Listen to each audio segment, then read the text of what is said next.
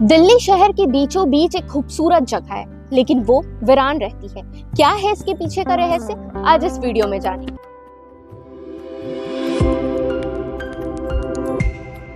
मैं बात कर रही हूँ दिल्ली के कमला नेहरू रिज की खूनी झील के बारे में। खूनी झील नाम सुनकर ही रोंगटे खड़े हो जाते हैं, लेकिन क्या है इसके पीछे का रहस्य।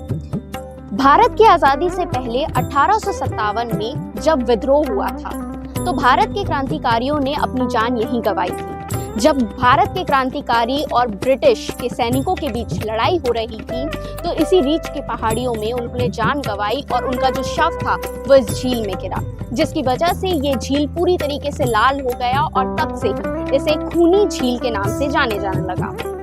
लेकिन आज भी ये वीरान क्यों है? क्योंकि इसके पीछे की कहानी है कि ये झील आज भी खतरनाक है और इसलिए ये नो गो जोन भी है। लेकिन इसकी सुंदरता इतनी है कि ये अपनी खूबसूरती से लोगों को वहां खींच लेती है।